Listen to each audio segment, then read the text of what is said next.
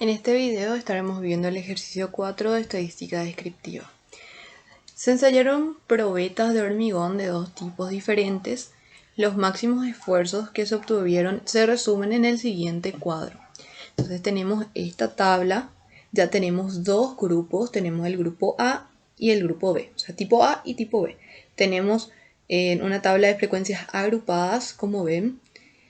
Nos dan los intervalos de clase y nos dan las frecuencias de cada tipo. Lo primero que nos pide es completar la marca de clase y las fronteras de cada clase, que ya estuvimos viendo también. Entonces, la marca de clase siempre va a ser igual porque el intervalo es el mismo para los dos tipos. Entonces, recordando que la marca de clase es la semisuma entre los límites del intervalo o los límites de las fronteras de clase. Y tenemos estas marcas de clase. Ahora, las fronteras de clase dijimos que al límite inferior del intervalo le íbamos a restar 0,5 y al límite superior le íbamos a sumar 0,5. Y el siguiente límite inferior sería igual al límite superior real. Y así sucesivamente vamos a ir haciendo para hallar las fronteras o los límites reales de clase.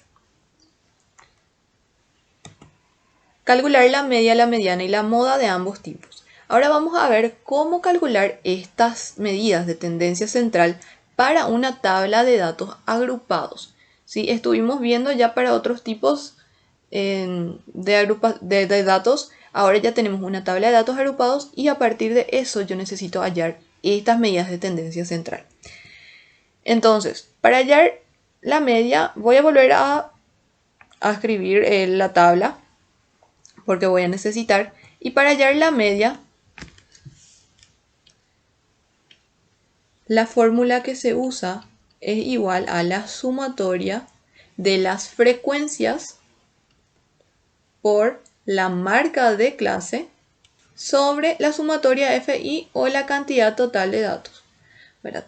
Entonces necesitamos para el tipo A y para el tipo B. Hacemos, entonces, para el tipo A sería X de A.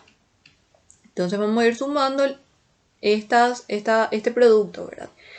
Multiplicamos la frecuencia del tipo A, que sería 3, por su primera marca de clase, que es 3514,5. Sumamos 10 por la siguiente marca de clase, 3534,5. Y así hasta multiplicar 31 por 3590. Todo esto debe ser dividido por la cantidad total de datos. Para eso yo primero debería sumar los datos. Sumando las frecuencias del tipo A me da que hay 100 datos y sumando las frecuencias del tipo B tengo 25 datos. Entonces aquí esto debo dividir entre 100. Lo que me da un valor de la mediana igual a 3569,905. Este ya es el valor de la media, perdón, no de la mediana. El valor de la media de los datos. Ahora el valor de la media del tipo B, que sería lo mismo, multiplicando las frecuencias del tipo B por las marcas de clase, sobre 25 en este caso. Y esto me da una media igual a 3555,27. Entonces, de esta forma hallamos la media aritmética para datos que están agrupados en intervalos. Para la mediana también vamos a tener una fórmula que seguir, que es igual a, la mediana es igual al límite real inferior de la clase mediana, ¿sí? Límite real inferior de la clase mediana más la posición de la clase mediana menos la sumatoria de todas las frecuencias anteriores a la clase mediana, que sería la frecuencia acumulada que corresponde a la clase anterior de la clase mediana, sobre la frecuencia de la clase mediana.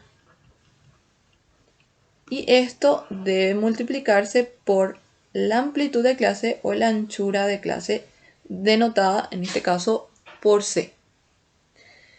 Bueno, para hallar la mediana de A, vamos a tener que hallar primeramente la clase mediana de A. Tenemos que hacer NA sobre 2.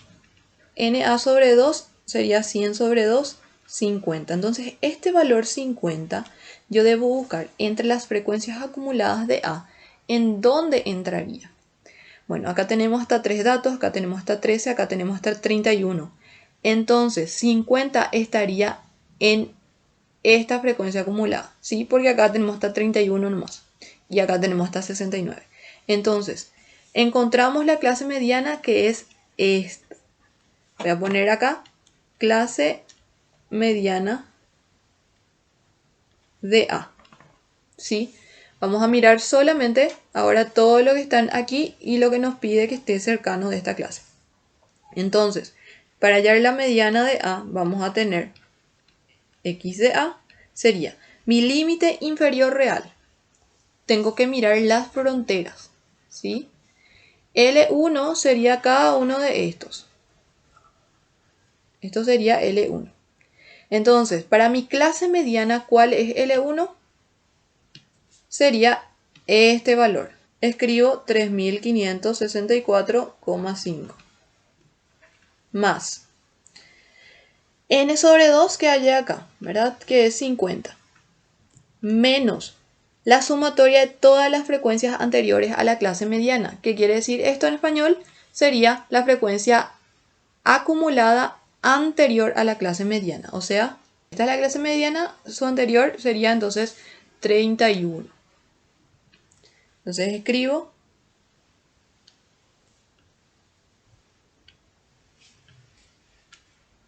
menos 31. Y la frecuencia de la mediana es la frecuencia absoluta de la clase mediana.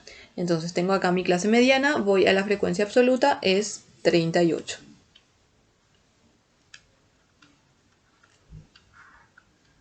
Para la anchura de clase, como hallábamos, era la diferencia entre los límites reales de clase o las fronteras. Entonces mi clase mediana es esta, entonces mi anchura de clase es 3584,5 menos 3564,5. Y de aquí yo voy a hallar la mediana de A. Sería XA igual a 3574,5. Ahora para la mediana de B. Entonces para la mediana de B tengo que hallar otra vez la posición de la mediana de B haciendo NB sobre 2. En este caso es 25 sobre 2, sería 12,5. Y busco este 12,5 entre la columna de frecuencia acumulada de B, en donde se va a encontrar. Entonces acá tenemos hasta 1, hasta 6 y aquí este le va a incluir a 12,5. Entonces este es la clase mediana de B. Toda esta fila es la clase mediana de B. Y hallamos XB es igual al límite inferior real de la clase mediana, sería esto que tenemos acá, 3544,5 más 12,5 n sobre 2 menos la sumatoria de frecuencias anteriores a la clase mediana. Buscamos la frecuencia acumulada de B, esta es la clase mediana, entonces la anterior es 6. Sobre la frecuencia de la mediana. Voy entonces en la clase de la mediana, la frecuencia absoluta es 12. Y la amplitud de clase es la diferencia entre los intervalos reales. Sería 3564,5 menos 3544,5. Por lo que la mediana de B me sale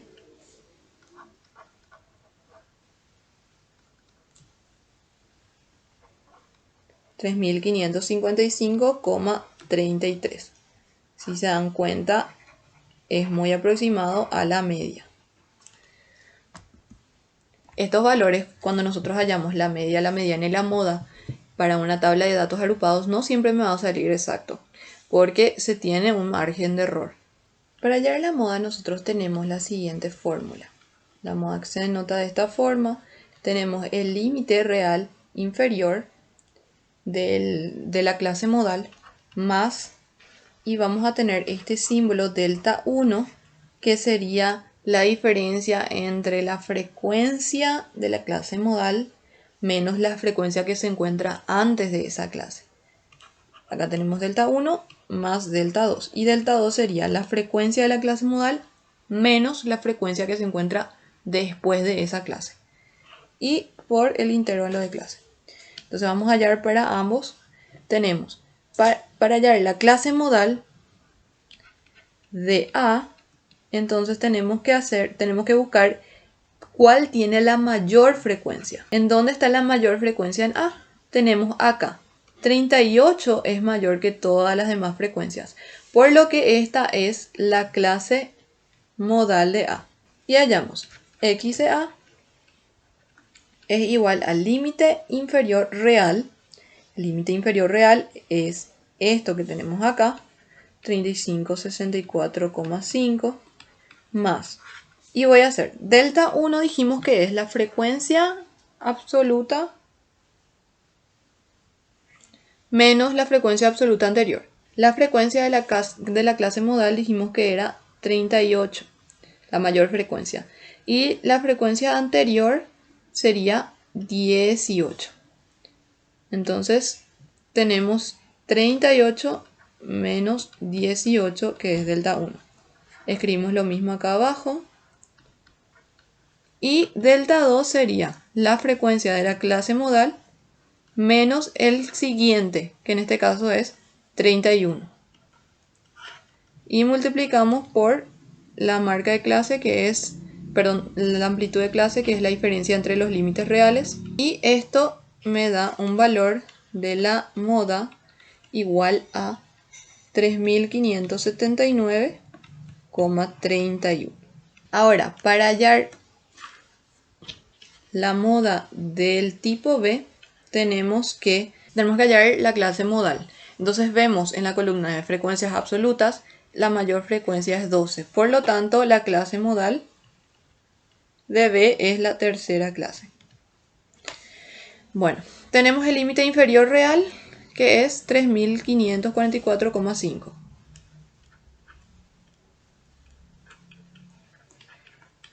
Delta 1 sería 12 menos el anterior, que es 5.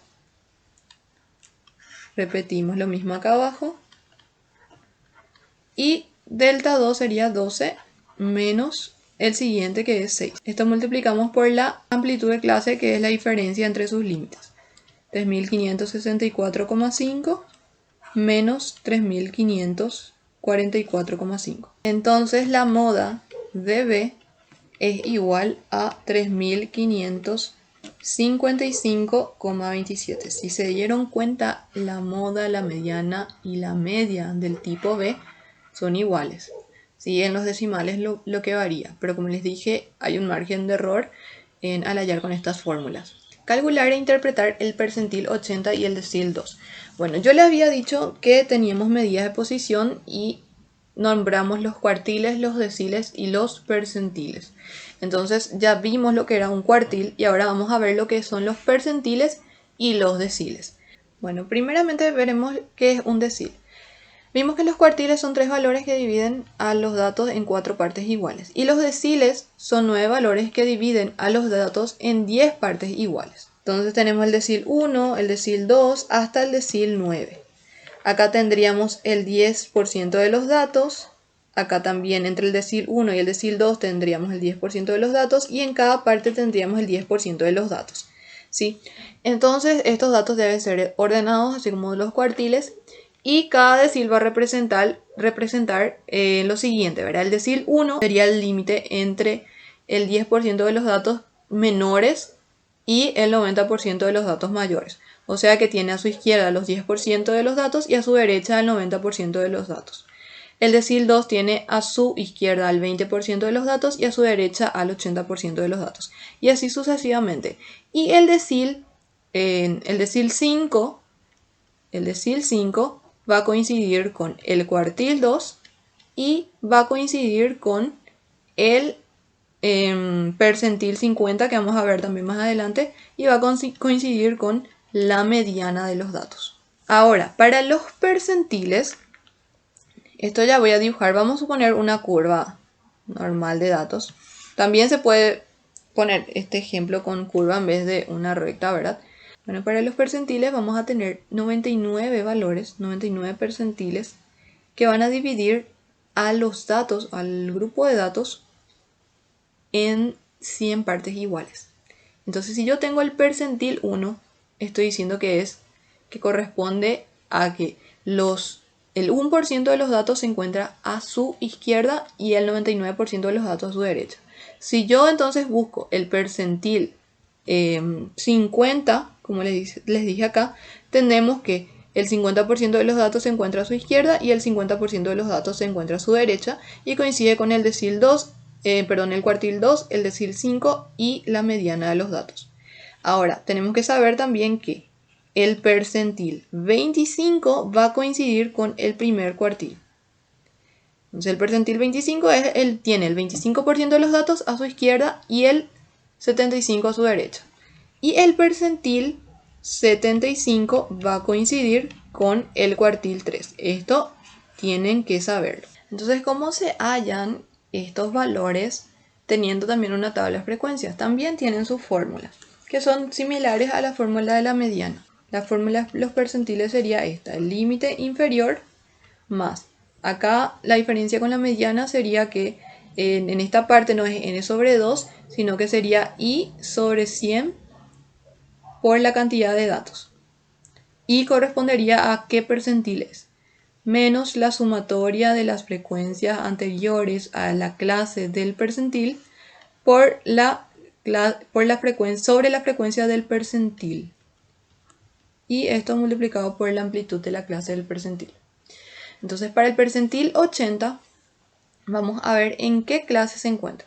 Vamos a hacer el percentil 80 y reemplazamos por 80 y esto multiplicamos por la cantidad total de datos. Nosotros vamos a enfocarnos ahora en el tipo A. Los datos son 100. Entonces acá vamos a tener que buscar el valor de 80. Bueno, traje acá la tabla para poder utilizarla. Tenemos que buscar esta posición de 80 entre las frecuencias acumuladas de A. Entonces 80 se va a encontrar ya aquí, ¿sí? Porque acá ya tenemos solamente hasta 69. Entonces sería en la última clase, sería la clase del percentil 80. En esta clase se encuentra el percentil 80. Entonces hacemos percentil 80 va a ser igual a el límite inferior, entonces es este que tenemos acá, 3584,5. Le sumamos, esto me da 80, menos la sumatoria de las frecuencias acumuladas, o sea, las frecuencias absolutas anteriores a la clase percentil, directamente sería la frecuencia acumulada anterior a la clase percentil, que es 69. Y la frecuencia absoluta del percentil 80, de la clase del percentil 80, es 31. Entonces, esto debemos multiplicar también por la diferencia entre sus intervalos, que creo que da 11. Esto debe ser 95,5. Y el percentil 80 me salió igual a 3588,40. ¿Cómo vamos a interpretar esto? Porque es importante saber lo que estamos hallando. Es que el 80% de los datos se encuentra por debajo de esto. Bueno, es importante recordar también de qué estamos hablando, ¿verdad? Estamos hablando de esfuerzos. Esto quizás puede medirse en kilogramos, ¿verdad? O puede medirse también en pascales. Bueno, no nos dio la unidad de medida, entonces no le vamos a poner unidad de medida. Entonces, podríamos decir que el 80% de los valores del esfuerzo máximo del tipo A se encuentra por debajo de 3588,40. Eso sería una respuesta más completa. Ahora vamos a hallar el decil 2. Para el decil 2 tenemos esta fórmula.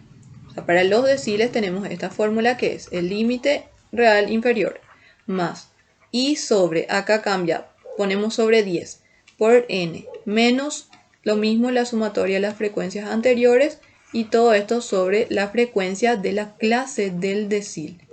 Y esto por la amplitud de la clase del decil. Entonces tenemos que hallar la clase del decil 2 haciendo 2 sobre 10 por n, que en este caso es 100. Entonces acá sería 2 sobre 10 por 100, 20. Y buscamos 20 entre los valores de frecuencia acumulada de A. Acá tenemos hasta 13 nada más, entonces en este se va a incluir 20. Acá tendríamos el decil 2. Entonces, el decil 2 sería igual a... El límite inferior real es 3544,5. Más, acá tendríamos 20 menos la sumatoria de las frecuencias, sería la frecuencia acumulada anterior de la clase del decil, que es 13. Esto sobre la frecuencia del decil. Entonces nos vamos aquí, la frecuencia absoluta de A es 18. Y multiplicamos por la anchura, que viene a ser la diferencia. Es importante no asumir que todos tienen la misma amplitud, porque en este caso, por ejemplo, creo que hasta la cuarta clase tiene amplitud de 20, pero la última clase ya tiene una amplitud menor. Entonces, mejor si cargan así. Entonces, esto me da un valor de 3552,28. Valor de esfuerzo es esto. ¿Cómo interpretamos esto? El 20% de los valores de esfuerzo del tipo A está por debajo de 3552,28. Entonces, esta sería la interpretación de del percentil 80 y del decil 2. Ahora nos pide hallar el rango intercuartílico de A e interpretar. En el ejercicio anterior habíamos visto más o menos lo que era el rango intercuartílico. El rango intercuartílico, en este caso voy a escribir de esta forma, es la diferencia entre el cuartil 3 y el cuartil 1. ¿Sí? Entonces deberíamos hallar estos valores y luego restar. Tenemos una fórmula similar a los que ya vimos. Sería el límite inferior más i sobre 4 en este caso por n menos la sumatoria de las frecuencias anteriores a la clase del cuartil sobre la frecuencia absoluta del cuartil por la anchura de clase. Entonces eso es lo que vamos a hacer ahora. Necesitamos otra vez mirar nuestra tabla y ir escribiendo. Bueno, para el cuartil 3 tenemos que hallar su posición. Entonces hacemos 3 sobre 4 por, necesitamos de A también, ¿verdad? 3 sobre 4 por 100.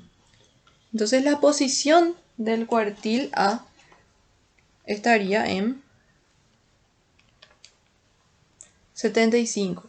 Tenemos que buscar 75 entre las frecuencias acumuladas de A. Entonces estaría ya en la última clase, ¿sí? En la última clase le incluiría a 75. Por lo tanto, tenemos cuartil 3. El límite inferior real es 3584,5. Más, esto nos salió 75, menos la sumatoria de las frecuencias anteriores, que sería la anterior frecuencia acumulada, 69. Y la frecuencia absoluta del cuartil es 31.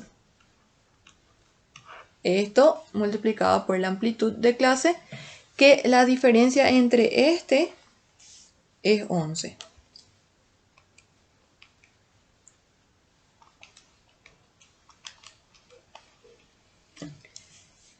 Y el cuartil 3 sale 3.586,83. Por lo tanto, interpretando esto, tenemos que el 75% de los datos de esfuerzo máximo del tipo A se encuentra por debajo de 3.586,83. Para el cuartil 1, tenemos que hallar su posición, sería 1 sobre 4 por la cantidad total de datos, y esto me da igual a 25. Bueno, buscamos 25 en las frecuencias acumuladas y 25 se encuentra aquí. 31, acá le va a incluir a 25. Entonces la clase del cuartil 1 sería la tercera clase. Cuartil 1 es igual al límite inferior real, que es 3.544,5 más 25 menos la sumatoria de las frecuencias sería 13. Luego la frecuencia absoluta de esa clase es 18. Y la anchura de clase sería la diferencia entre este y este, que es igual a 20. El cuartil 1 es igual a 3.557,83. ¿Cómo interpretamos esto? El 25% de los valores de esfuerzo máximo del tipo A se encuentra por debajo de 3.557,83. Bueno, ahora para el rango intercuartílico tenemos que es la diferencia entre este y este, que es igual a 28,8. Mide la dispersión del 50% central de los datos. Sí, está en 28,8. Me pregunta ahora qué tipo de sesgo tiene cada uno de los tipos. Ya fuimos hablando de lo que eran los sesgos, ¿verdad? Bueno, ¿cómo vamos a identificar qué tipo de sesgo es? Vamos a ver por el tipo A. Yo les había mencionado en el anterior video que necesitamos ver en qué parte se concentran los datos y si se van dispersando después, ¿verdad? Entonces eso podíamos ver por un diagrama de caja y bigote, como hicimos, ¿verdad? O teniendo la moda y la media aritmética. Entonces nosotros vamos a ver que la moda de A nos había salido 3.579,31 y la media aritmética de A nos había salido 3.569,905. ¿Sí? Entonces acá vemos que la moda es mayor a la media. Tendríamos un gráfico o una curva de los datos más o menos de esta forma. Entonces, más o menos por acá estaría la moda, que sería 3.579,31, y la media estaría a su izquierda, no tan alejada, ¿verdad? Pero ya existe una diferencia y ya existe un sesgo. Entonces, el tipo de sesgo es sesgado a la izquierda.